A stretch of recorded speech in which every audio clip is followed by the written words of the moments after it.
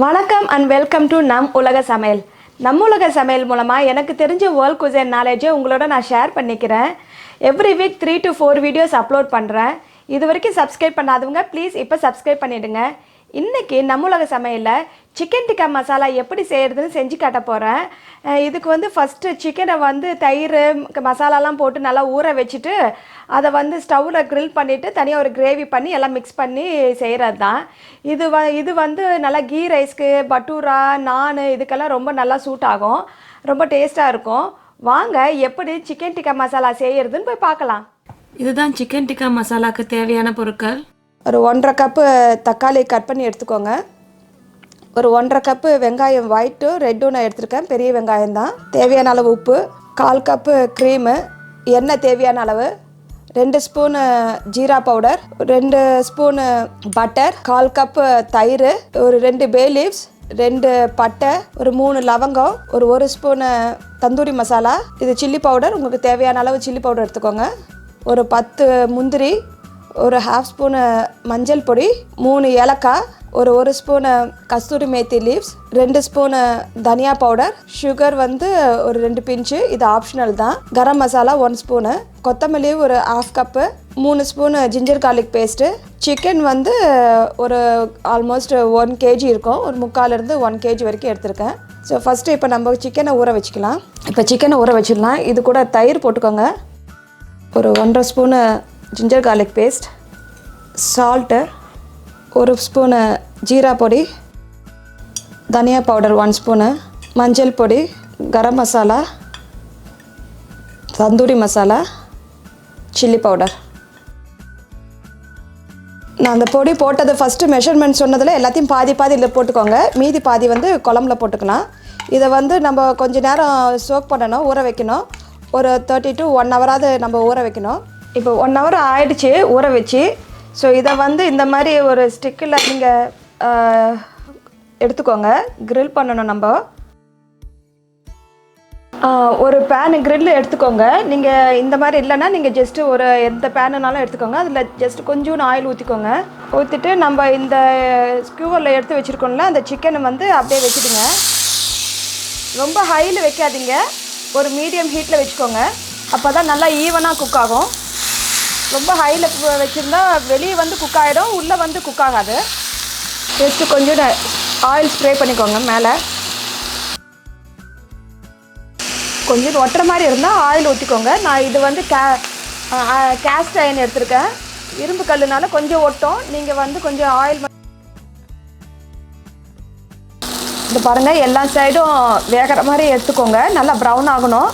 So நல்லா பார்த்துக்கோங்க நல்லா குக் ஆகிடுச்சான்ட்டு. குக் ஆன அப்புறம் எடுத்துடலாம். எப்படி இருந்தாலும் ஒரு 5 to 10 மினிட்ஸாவது இதை வேக வைக்கணும். லோ ஹீட்டில் வச்சு வேக வச்சுக்கோங்க. இது நல்லா வெந்துடுச்சு எல்லா பக்கமும். ஸோ இதை எடுத்துடலாம், எடுத்து நம்ம தனியாக வச்சிடலாம். இப்போ நம்ம கிரேவி செய்யணும். ஸோ இதை வெந்துடுச்சுன்னா நம்ம எடுத்து வச்சுட்டு கிரேவி செய்ய ரெடி பண்ணலாம். ஒரு பேனில் ஆயில் ஊற்றிக்கோங்க. இப்போது நம்ம ஆனியனு, தக்காளி எல்லாத்தையும் வதக்கணும்.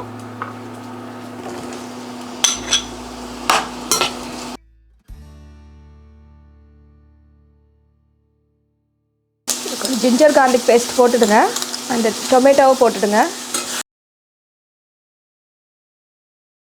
இதை கொஞ்சம் நல்லா வதக்கிக்கோங்க. ஒரு கொஞ்சம் இந்த பச்சை வாசனைலாம் போகிற வரைக்கும், கொஞ்சம் ஸ்மாஷ் ஆகிற வரைக்கும் நல்லா வதக்கிக்கணும். இப்போ பாருங்கள், நல்லா ஸ்மாஷ் ஆகிடுச்சு. தக்காளி எல்லாம் இந்த அளவுக்கு இருந்தால் போதும். இது கூட ஒரு கேஷ்யூவை போட்டுடுங்க. இதை ஆறின உடனே நம்ம கிரைண்ட் பண்ணி எடுத்துக்கலாம். நல்லா நைஸாக மிக்சியில் போட்டு அரைச்சி எடுத்துக்கோங்க. நான் ஆஃப் பண்ணிவிட்டு நான் கிரைண்ட் பண்ணிவிட்டு வந்துடுறேன். ஸோ ஒரு பேன் எடுத்துக்கோங்க, அதில் திருப்பி கொஞ்சம் ஆயில் ஊற்றிக்கோங்க, ஒரு 4 ஸ்பூனாக ஊற்றிக்கோங்க. இதை பாருங்கள், நான் அரைச்சி நல்லா நைஸாக எடுத்து வச்சுருக்கேன். அந்த இதில் கொஞ்சம் தண்ணி ஊற்றி அரைச்சிக்கோங்க. ஸோ இதை நம்ம அந்த பேனில் ஊற்றிடலாம். இதை ஊற்றிட்டு ஒரு 5 மினிட்ஸாவது இது குக் ஆகணும். இது கொஞ்சம் நேரம் குக் ஆன அப்புறம் தான் எல்லா மசாலாவும் போடணும். கொஞ்சம் பச்சை வாசனைலாம் இருந்தால் இதில் போயிடும். இப்போ எல்லா பொடியும் போட்டுக்கலாம். சில்லி பவுடர் போட்டுக்கோங்க, உங்களுக்கு அதுலேயும் கொஞ்சம் சிக்கன்லேயும் போட்டிருக்கோம், இதுலேயும் பார்த்து போட்டுக்கோங்க சில்லி பவுடர் எவ்வளோ வேணுமோன்ட்டு. ஸோ எல்லாமே அதில் பாதி போட்டிருக்கோம். 1 ஸ்பூன் அங்கே தனியா போட்டிருக்கோம், இப்போ ஒரு 1 ஸ்பூன் தனியாக போட்டுக்கலாம். கரம் மசாலா, மஞ்சள் பொடி, ஜீரா பவுடர், எல்லாத்தையும் போட்டு ஜஸ்ட்டு கலக்கிக்கோங்க. இது ஒரு 5 to 10 மினிட்ஸாவது காயணும். இது வந்து நல்லா தெறிக்கும். இப்போ வந்து நம்ம மூடி வச்சிடலாம். கொஞ்சம் சால்ட்டு போட்டுக்கோங்க. சால்ட்டு போட்டுட்டு மூடி வச்சுடுங்க. கொஞ்சம் நல்லா பச்சை வாசனைலாம் போகட்டும். இப்போ வாங்க திறந்து பார்க்கலாம். கொஞ்சம் 5 மினிட்ஸ் ஆகிடுச்சு. நல்லா கொஞ்சம் வாசனைலாம் போயிடுச்சு, பச்சை வாசனைலாம். ஸோ இப்போ நம்ம சிக்கனை ஊற வச்சோம்ல, அந்த பேன்லேயே கொஞ்சம் மசாலாலாம் இருக்கும். அதை வந்து கொஞ்சம் தண்ணி ஊற்றி மிக்ஸ் பண்ணி அதில் ஊற்றிடுங்க. ஸோ இது கொஞ்ச நேரம் ஒரு 2 மினிட்ஸாவது காயட்டும். உங்களுக்கு எவ்வளோ தண்ணி வேணுமோ அந்த தண்ணியை பார்த்து நீங்கள் ஊற்றிக்கோங்க, எந்த அளவுக்கு பதம் வேணுமோ. வாங்க திறந்து பார்த்துடலாம். இப்போ வந்து இந்த சிக்கன் பண்ணி வச்சுருக்கோம்ல, இதை எடுத்து அதில் போட்டுடலாம். நல்லா வெந்த அப்புறமா எடுத்துக்கோங்க, நல்லா பார்த்துட்டு. இது ஒரு கொஞ்ச நேரம் ஒரு 2-3 மினிட்ஸ் இதுவும் காயட்ட அப்புறம் அதுக்கப்புறம் சீசனிங் பண்ணலாம் மேலே.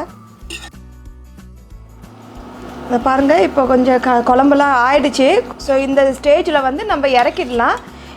இதுக்கப்புறம் நம்ம பட்டர்லாம் போட்டு கொஞ்சம் சீசனிங் பண்ணணும். ஒரு பேன் எடுத்து ஹீட் பண்ணிக்கோங்க. இதில் நம்ம பட்டரை போட்டுடலாம். இது கூட பட்டை, பே லீவ்ஸு, ஏலக்காய், க்ளவுஸு எல்லாத்தையும் போட்டுடுங்க.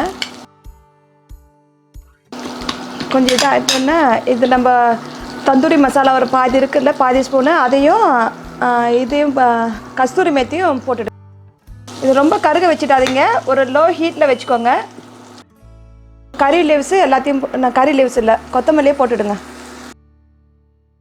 இப்போ இதை எடுத்து நம்ம அந்த கிரேவி பண்ணி வச்சுருக்கோம்ல, அதில் எடுத்து ஊற்றுறது தான். ஸோ நம்ம இந்த கிரேவியில் அந்த நம்ம சீசன் பண்ணி வச்சுருக்கிறத ஊற்றிடலாம். ஸோ இதுதான் லாஸ்ட் ஸ்டேஜு.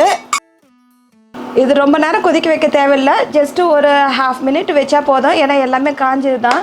ஸோ அந்த ஹீட்டில் இருந்தாவே போதும். லாஸ்ட்டில் வந்து அந்த க்ரீம் ஊற்றிடுங்க. ஸோ க்ரீம் ஊற்றிட்டா நீங்கள் ஸ்டவ் ஆஃப் பண்ணிவிடுங்க, இல்லைன்னா நல்லா இருக்காது. ஸ்டவ் ஆஃப் பண்ணிவிட்டு க்ரீம் போட்டுக்கோங்க. அவ்வளோதான், இப்போ ரெடி ஆகிடுச்சு. நான் இதை வந்து வேறு பவுலில் ட்ரான்ஸ்ஃபர் பண்ணிவிட்டு உங்களுக்கு ப்ரெசென்ட் பண்ணுறேன். ஏதோ சிக்கன் டிக்கா மசாலா ரெடி ஆகிடுச்சு. நீங்களும் செஞ்சு பார்த்துட்டு எப்படி இருக்குன்னு கமெண்ட்ஸ் பண்ணுங்கள். லைக் பண்ணுங்கள், ஷேர் பண்ணுங்கள், சப்ஸ்கிரைப் பண்ணுங்கள். பக்கத்தில் இருக்கிற பெல் பட்டனை ப்ரெஸ் பண்ணுங்கள். அப்போ தான் உங்களுக்கு நான் போடுற வீடியோவில் நோட்டிஃபிகேஷனாக வரும். தேங்க்யூ.